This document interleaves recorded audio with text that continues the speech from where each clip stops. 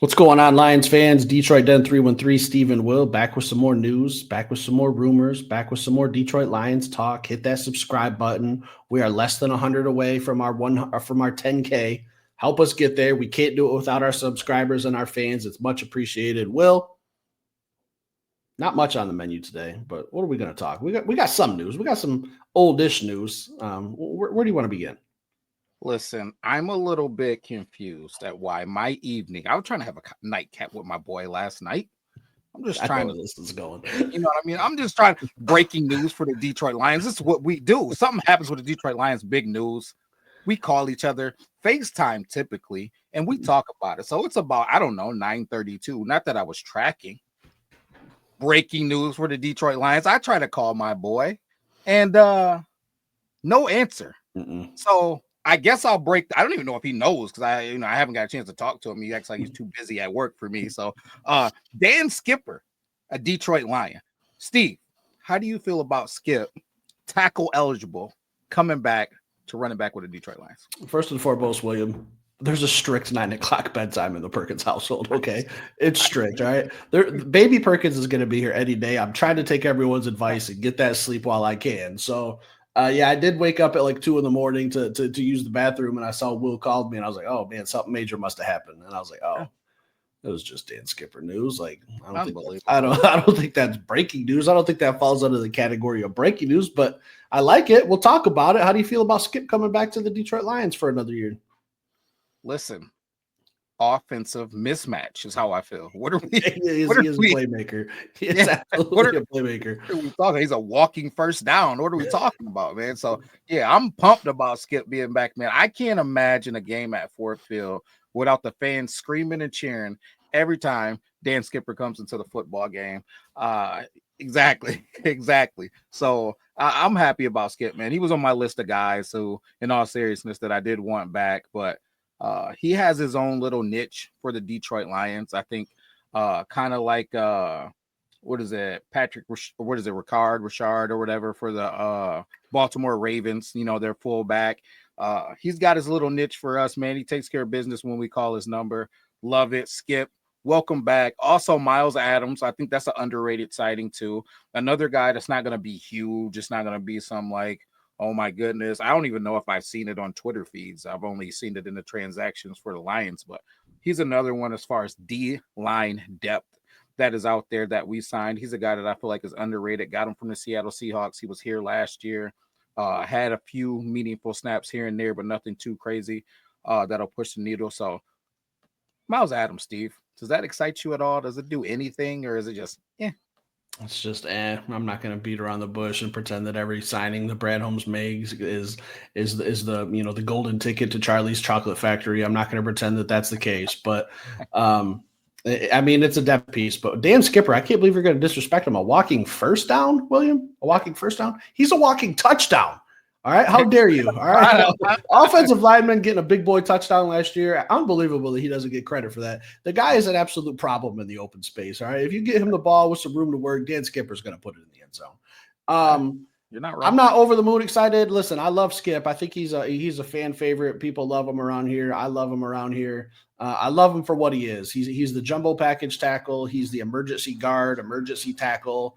He does all the ugly work. All right, if you want a guy that comes into the game and just, hey man, where do you need me today? You need me to play my jumbo tackle. You need me to play left tackle if Taylor Decker misses a game. I got you. You need me to play right tackle if Sewell's out of game. I got you. You need an emergency guard who knows the system and the offensive lines. I got you. You want me to play a little fullback, a little wide receiver? He literally is just a utility offensive weapon. Like, I don't want to see him throwing any passes. Let's not get carried away. I don't want to see him throwing the football down the field like we saw with J-Mo last year. But for what Dan Skipper offers, I love this signing because I know that that's what the Detroit Lions are all about. On the offensive side of the football, we're going to be bigger than you. We're going to be meaner than you. We're going to move you against your will, and we're going to try to run the football. Maybe we get a little creative. I know we don't have Ben Johnson anymore, but I think that it's a good signing. It's just, it is what it is. But I mean, it's not worth a phone call in the middle of the night, William, 9:30. Like, I'm starting to think, I wake up at 2. I'm like, oh, we just traded for Trey Hendrickson. So I get on Twitter real quick. I'm like, that son of a gun called me for some Dan Skipper news. I can't believe it. Hey, when I see Skip next time, man, I'm gonna let him know, man. Hey, because last time I did, I seen him at the draft stuff, and I shouted at him across the way.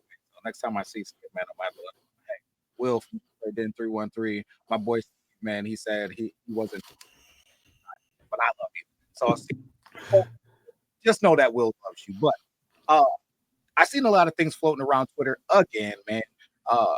People are not too excited with what Brad's got going on. Even crazy stuff about fire Brad now, or he's in a hot seat because he's not making moves. And I did the analogy of the Christmas gifts. Everybody's opening their Christmas present, and we're not opening anything. So we're the kid that's sitting sad with the poked out lip. How are you feeling today, Steve? Day 2, pretty much nothing. Crickets from Detroit. Are you bothered? Are you worried? How you feeling? Couldn't care less. It's literally day 2 of free agency. There's still some names out there. There's not any monster names out there, but teams don't let monster names get to free agency. They try to lock them up. So I was actually, right before we started recording, I was on Twitter just looking to see if there's any like last minute stuff.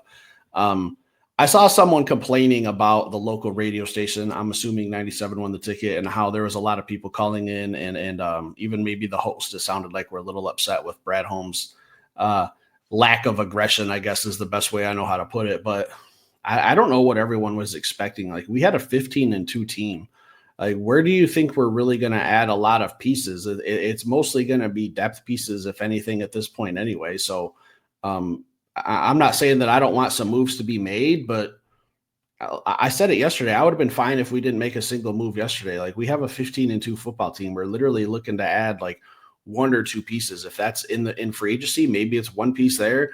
Maybe it's 4 pieces in the draft. Like, we still have a long way to go before the season starts. I don't know why people are flipping out on March 11th. I mean, we haven't even seen all the snow melt in this state yet. We're not even talking football season yet. Like, we're not even to training camp. So have some patience. Like, I get it. It's exciting. I think the Detroit Lions have just completely taken over this city, and everyone's excited about it. But there's really just not much going on right now. Like, there's a little things, like we're talking some stuff, but we're still like 6 months away from kickoff. So there's still plenty of time for Brad Holmes to make a move. Maybe it's a trade. Maybe he's working on getting a defensive end, or maybe he's done making moves. Maybe this was it. Maybe it was just DJ Reed. Maybe he's just going to sit back until the draft. I don't know, but am I happy? Yeah, I'm pretty happy. I would say I'm probably a 9 out of 10, because I know that we have a good football team and we're just adding complementary pieces. How do you feel, Will? SJP. Oh, don't throw out my. I didn't say anything. People probably wouldn't even been tracking if you didn't start giving up the sauce. But are you nuts? You're nuts? You're not happy? I know why people are upset. Now, am I going to say I'm one of the people that are upset? No. Am I itchy and giddy like a little kid that wants Christmas gifts?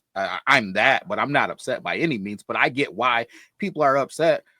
Yeah, we went 15-2 last year, but it's not like we dominated every football game. It's not like we were running away winning these games by 21 and 28 points. We were in close football games that we just were tougher, grittier, and found a way to win a lot of times. So that's what worries me. When I watch teams that came into Detroit and spanked our little bottoms like the Washington Commanders, and they're opening Christmas gift after Christmas gift after Christmas gift, that worries me. When I'm watching teams like the Chicago Bears just bolstering an offensive line to go with their rookie quarterback who's got a lot of tools, that's something that I got to put some respect on. So I'm not going to say that I'm mad or I'm freaking out, but it is something that I'm taking caution to. I'm interested. I'm trying to figure out what the next move is going to be, because it absolutely has to be something. There's still guys out there. I'm not going to say, kind of like you said, there's not crazy names out there, but I do still feel like Mr. Bosa's out there. Now, if I'm watching what's going on with San Francisco, I feel like they're making room for Bosa's contract, in my opinion. I could be way off on that, but that's just what I'm seeing so far, in my opinion. When I'm thinking about Zadarius Smith being out there still, hey, that's a guy who maybe we negotiate a fair wage with. But Brad's just kind of, I'm just kind of interested. I'm just kind of trying to figure it out and trying to understand what's going on. I had mentioned on the podcast yesterday to want to have Iffy Melifonwu back because of his positional versatility. Lost him today, $4 million deal for one season to the Miami Dolphins. I was kind of like, dang, 1 year, 4 million. We couldn't go 1 year, 4.5 million, like for Iffy Melifonwu, man. I just feel like this is a guy that was on the top 10 safety list the year before. So he was banged up last year. So we're not gonna bring a guy like that back. Obviously, they got a plan, and as Amon-Ra St. Brown says, this is the easiest position to play in football. So, am I pissed or in a panic about it? I'm not, but I'm just like, I wonder what the plan is, man, to let guys like that go for those prices. It'd be different. I thought he was gonna sign a multi-year deal somewhere, and if I would have seen like 3 seasons for 4 million, I'd have been like, okay, I get it, but 1 year kind of the same. This is what Brad likes, 1 year prove it deal. So hey, Iffy, we know you're a good football player, but you can't stay healthy. So prove to me that you can stay healthy. We'll give you $4 million, man. 4.1, 4.2, 4.5. So the Lions must just been absolutely done with them. How do you feel, Steve, about Iffy Melifonwu sliding to the Miami Dolphins for 1 year, $4 million? There's parts of this that make sense, and then there's parts that don't, because I could put him in the same category as Marcus Davenport, who has question marks about being healthy. And we gave him a 1 year, $1.65 billion deal with a lot of incentives, being active on the roster, sacks, playing time, all that. It's going to bump his salary up. So if we would have done something like that for Iffy, I wouldn't have been surprised, because I think they're the same type of player. But ultimately, I don't think this came down to skill or talent. I really think it came down to availability. And I know I'm saying that after just mentioning Marcus Davenport, but I'm looking at Iffy's career. Like, he's only played one full season once, and that was last year in 2023. This past season, he only played 3 games. As a rookie, he only got in the game 7 times. 2022, only 10 games. So I really think that this was just about health. It's not about skill. Would I have liked to have him have a back for a dirt cheap deal? 1 year, 1.65, same exact contract as Marcus Davenport. Hey, go out there and prove it. We're going to give you a lot of incentives based on your health and your performance. I would have been perfectly fine with that. But other than that, like, I don't know. It's hard to really gauge a guy that just never plays football. Will, it's hard to talk about a guy that only played in 3 games this past season. And I can see you're conjuring up something over there in your mind. But what's the best ability? It's availability. And he's only played 1 full season in his short 4-year career. So I don't understand it. I'm kind of lukewarm on it. I mean, I'm not looking to be sold. You can make an argument either way. I mean, it just is what it is. It's the nature of the beast. But yeah, I think he could have had a role on the Lions, but maybe he's just better off in Miami. Maybe they see something and they wanted to give him a little bit of extra coin, and maybe they're doing a Brad Holmes type deal where he can go down there and try to rejuvenate his career, because it just wasn't working here in Detroit. He wasn't on the football field enough. I get it. I'm not going to say that I'm completely upset about it or anything like that, but I will say it was a little bit confusing. I thought he could have got an incentive-based deal for $4 million. If same thing, just like you mentioned, Marcus Davenport, maybe he's got a guaranteed money of 1.5, 1.75, whatever, and then incentive based, he can make up to $4 million if he's on the field, he's producing. Because if he's on the field, he's going to be producing. I would have been absolutely fine with that, man. I wonder if there's some underlying little bit of bad blood there. He's a guy that already knows our system. He's a guy that's already familiar with Coach Shep. He's a guy that the season before kind of was having a breakout year. Man, I just hate to see him go. But there's other guys out there. I mentioned I would love to see Isaiah Simmons come to town for like $2 million. That could be a 1 year, $2 million, $1.75 million deal. That maybe he could just do a bunch of things, man. Like I said before, that 6'4", 340-yard dash, 30 pounds. That could be a guy who's out there just causing havoc. Worst case scenario, he just goes on special teams. But none of it has me super crazy worried.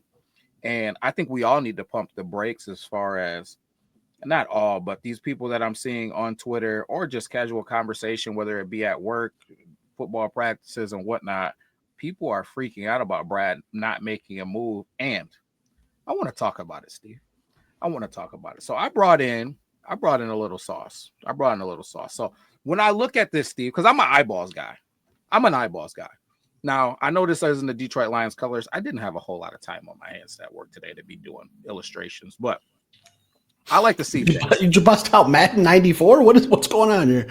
No, man. So it's a 3D football app that I put my plays into for school. But that said, when I'm looking at this, I'm looking at Terry and Arnold and DJ Reed on the outside. At linebackers, I'm looking at Anzalone, Jack Campbell, and Derek Barnes.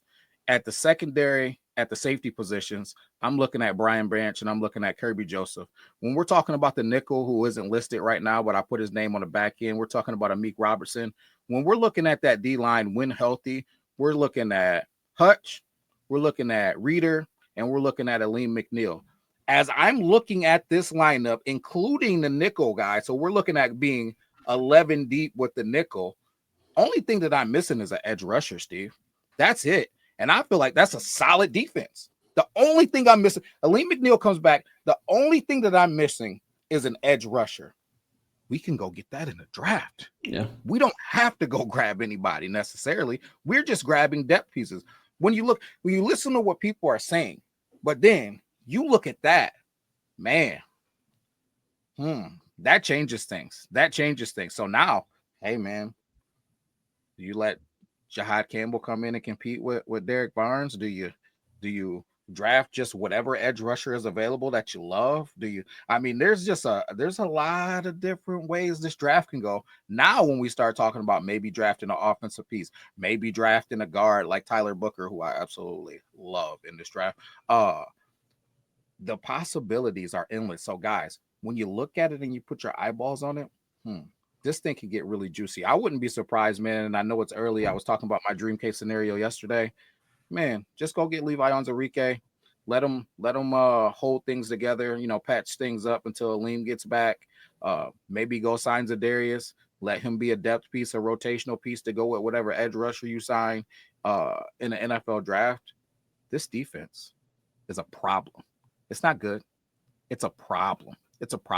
I love the addition of DJ Reed to it. We still haven't talked about Ennis Rakestraw still coming in and helping this defense out. I love it, Steve. I love it. So, Steve, when you look at that illustration, how do you feel? That's exactly what I was trying to say when you asked if I was happy with Brad Holmes' moves. Like, there's not a ton of playing time available for starters. Like, if you're signing people, it's going to be guys that aren't in that graphic that are coming in as second string players. Like, I'm on board with you. I mean, you just illustrated it a little bit better right there. But all we need is an edge. If Brad Holmes goes out and he signs Zadarius Smith or a DeMarcus Lawrence or a Joey Bosa, then our problems are good. And then our whole draft is going to be young talent. Get them on the field, get some experience.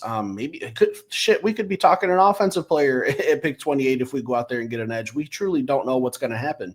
I think a lot of people, podcasters, fans, everyone who's a fan of the Detroit Lions thinks we need an edge, but it's really up to Brad Holmes. He might really like what we have at edge, and he might go a completely different route. We have no idea. But yeah, that's what I was saying is, like, we don't have a lot of room to just be handing out starting jobs like the Bears and all those, the Commanders. Like, the Commanders weren't supposed to have the season they had. They saw what they had in Jaden Daniels. They went out and got him some help on the offensive line and the defensive line. The Bears went out and they're stealing the Detroit Lions recipe. They're beefing up their offensive line because Caleb Williams was sacked 573 times last year. So, I mean, I get what they're doing. Yeah, they might have closed the gap, but our team's just built different, that we don't have any holes on our team where we can just go pull an offensive guard and throw him in there and he's our starter now. Like, our offense is 97% set. Our defense, like you just showed right there, is 96% set. Like, we're missing one little piece, and that's an edge in our opinions and a lot of other people's opinions. So there's not a lot of free agents to go out and sign. There's a lot of studs in this draft, and you and I have had some pretty sexy conversations about this draft off camera that, Brad could still make some things move. So for everyone who's getting a little impatient, like, football's not even started yet, and our roster is mostly completed. So just have a little patience, man, because I love where we're headed. It might not be sexy, but teams who are being sexy in the offseason and free agency are mostly the teams that miss the playoffs. All right. Have you seen the Chiefs make a lot of moves? Have you seen the Eagles make a lot of moves? Have you seen the Ravens make a lot of moves? No, their rosters are mostly set, the same as the Detroit Lions. Like, we're right there. We just got, a little bit of bad luck last year with the injury bug. Let's get into this free agency. We added a replacement and an upgrade in DJ Reed. Maybe we're not done. We still got the draft coming up. Like, good teams don't need to make moves in free agency. Those are the teams that are trying to fill the gap and close in on you. So I'm not worried about the Bears, not worried about the Commanders. Detroit Lions are literally a couple players away from being a dominant defense. And we had a pretty damn good defense until they all started getting hurt. First 5 weeks of the season, we were pretty high up there in points per game given up. We were up there, and we're a top rushing defense team. We don't get shredded on the ground, but that's a focal point. We have some problems in the secondary. Sometimes when we're not getting after the passer, we get beat a little bit. We get beat by some athletic quarterbacks. So it's going to get fixed. It's going to take a little time, but we're going to get it right this year. I truly believe that. I agree with you, and I'm not worried one bit either, man. I do think that there's some cool things that could happen in free agency, but I think truly what Brad is doing right now, he's looking at the totality of the situation. He's considering the money that he has to pay moving forward, and he's negotiating deals. There's going to be some good football players that are still available after everything settles, and he talks about that, letting the dust settle, seeing who's left out there. That's how we got CJ Gardner-Johnson. He let the free agency frenzy go. CJ Gardner-Johnson was looking for big money, didn't get it, made that phone call, and brought him in for a fair price. There's some guys that I think that we're going to do that and see that with right now with the Detroit Lions. Maybe tomorrow, maybe the next day, when people start to get a little bit antsy, when people start to get, hey, listen, I'm just going to take a 1-year deal with a good team, try to chase the Super Bowl, prove that I still got it, and then go out and get another bag or try to get my big bag the following season. Those guys are going to be out there. Maybe it's Azeez Ojulari. And we can really draft whoever we want in the draft. You know what I mean? Maybe we just go get Levi after Levi tests the waters out to see what's out there, recognize that nobody's going to give him crazy money because of his injury concerns in the past or whatever. Maybe we just bring him back, let him play DT until Aleem comes back, and then he's a rotational piece. There's things that can happen before the draft that can really make this draft even crazier. But Steve, I haven't talked about it live, but I got my eyes on one guy on this draft now. I boiled it down to my eyeballs are on one guy's really two different positions, but I got a DT and I got an edge rusher that I'm absolutely in love with. And I feel like, man, if we get some guys that can just hold water until those guys get in place, Detroit Lions can be bananas next year. Bananas. So I think you put out a mock draft already. I think we'll probably come out with another one after the free agency dust settles. But I think we got to remember, guys, we still got to sign Kirby Joseph. Kirby Joseph's getting $20 million. That's just the bottom line. So here's what I think about. Here's what I look at. Highest paid safeties right here. You got Antoine Winfield, 21 mil, right? You got Derwin James, 19 mil. You got Mika Fitzpatrick. He's at 18. And then you got Budda Baker, 18. And then you got that one dude from Green Bay that I don't even mention his name out there at 16. Listen, the conversation don't even start until 17. Make sure you're paying me better than that dude out in Green Bay. Let's just start there. But you know how Kirby Joseph is. He's going to want his bag. And he believes that he's the best safety in the league, and he's going to want to get paid accordingly. So if it ain't in the 20s, I'll be surprised. You might get him to take 19 or 18 or something like that. But it's going to be in or around the $20 million a season. Then you still got to deal with Hutch getting in or around $40 million a season. There is money that we have to pay out to our key core guys to keep them in Detroit. We can't be spending all of our money in free agency when we got dogs that keep in Detroit, man. Bottom line. Yeah, that's a lot of money to go around. You didn't even mention Jamison Williams, who's in the same contract year as Aiden Hutchinson. What they're going to do there with fifth-year options and whatnot, we'll have to see. I personally don't think a franchise tag's in place for any of the three players of Hutchinson, Kirby, or JMO. To my knowledge, I don't think the Lions have used the franchise tag in like 7 years, so it's not something that they usually do. So we're either going to pay three guys a lot of money, or we're going to pay two guys a lot of money and let someone walk. I don't know, but that's a conversation for another day, Will, and it kind of concerns me. We'll get into that later because $20 million for a safety to play the easiest position in football is a lot of money, Will. Amon St. Brown said it. I'm just repeating the words. His words might be my feelings, Will. I don't know. $20 million is a lot of money. So I don't know. That's a conversation for later on down the road. We'll get there when we get there, but I don't think it's ready for March 11th to happen. Yeah.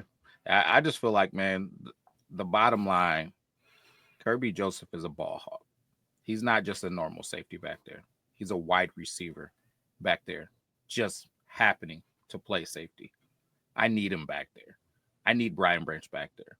So when I think about J-Mo, you owe me some seasons at the end of the day. So if I got to franchise tag you, we should be able to sit down and have a conversation about how you hopped around the facility on one leg for a season. And then after that, you spend half of the season gambling on your phone. So Waymo, you know we love you at Detroit Den 313. No beef with you, but hey, take care of us too. We give to you and we pour into you. Pour back into us. Let us get some team-friendly stuff going on. I know you got to get your money or whatever, but let's just make sure we account for that free money that you got from the Detroit Lions, because you didn't hop around hobbling around the facility unpaid. You were still getting paid. So that's all. That's just really all I got on that, man. Hopefully he really wants to be in Detroit. All of these guys, man, and they're committed to winning a championship, because I think that's the bottom line. And I didn't forget about J-Mo either, man. I'm just, trenches, man. Trenches and freak athletes on this defense. That's all I'm thinking about. I want freak athletes everywhere. I'm a DC, so let's F the offense.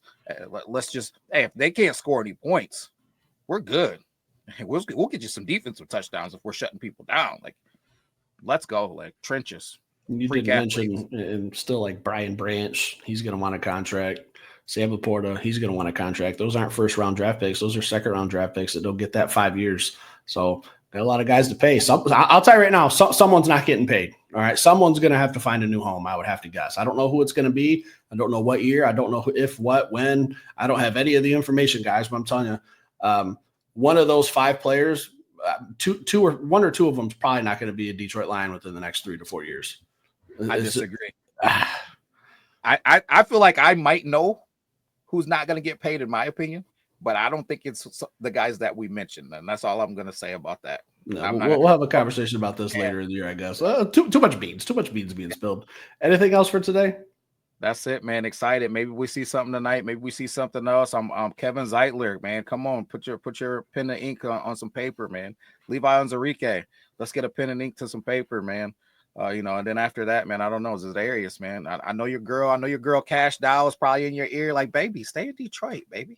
Stay in Detroit, where you can be home. I was just checking my phone. I had an alert, but it's not Lions related. I'll just tell you this, Will. Whatever happens, better happen before 9:15 tonight, because 9:30, we shut the engines down around here in the Perkins household. Stick around, hit that like button. We'll be back later with another show. Peace.